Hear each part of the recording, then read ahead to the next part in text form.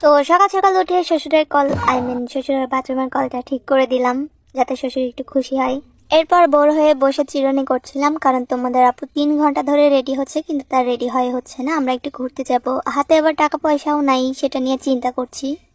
একটু রাগ করেছিলাম বলে সে আবার বোঝাচ্ছে যে মেয়ে মানুষের রেডি হতে একটু সময় লাগে। আমি বললাম ওকে।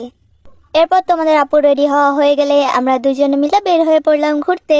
সারাদিন দুজনে মিলে অনেক এনজয় করলাম, অনেক মজা করলাম। এর মধ্যে পড়ে গিয়েছিলাম একটা বিপদে, অনেক কৌশল করে বেঁচেছি, সেটা তোমাদেরকে পরে বলবো।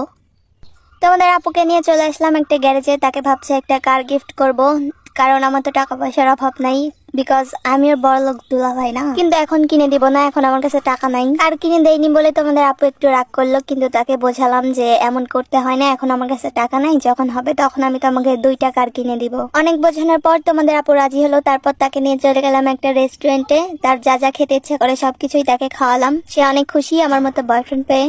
এরপর তোমাদের আপুকে নিয়ে গেলাম নদীর ধারে। সে বললো কিছু ছবি তুলে দিতে, তাকে কিছু ছবি তুলে দিচ্ছিলাম। আর এই ছবি তুলতে গিয়েই পড়লাম বিপদে। ছবি তুলতে গিয়ে আমার শালা আমাদের দেখে ফেলেছিল, পরে বলছিল আমি বাড়ি গিয়ে আব্বুকে বলে দিব। পরে তাকে কিছু গিফট কিনে দিলাম যেন আমার শ্বশুরকে কিছু না বলে। সে খুশি আর নাচতে নাচতে বাড়ি চলে গেল। সন্ধ্যাবেলা তোমাদের আপু বললো যে সে তার বাড়ির জন্য কিছু কিনে নিয়ে যাবে, তাই তাকে বাজারে নিয়ে গেলাম। সে দেখলাম যে অনেক কিছুই কিনলো তার আম্মু আব্বুর জন্য। আরো একটা ব্লগে তোমাকে সবাই স্বাগতম।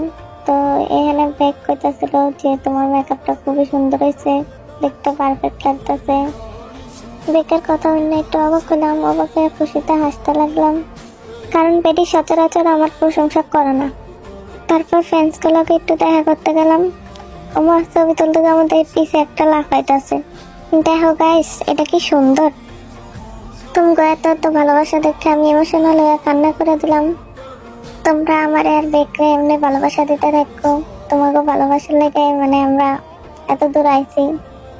তো এনে বেক কইতাছিল যে তোমরা ফ্রেন্ডের দিকে বেশি নজর দিও না, আমার দিকে নজর দিও।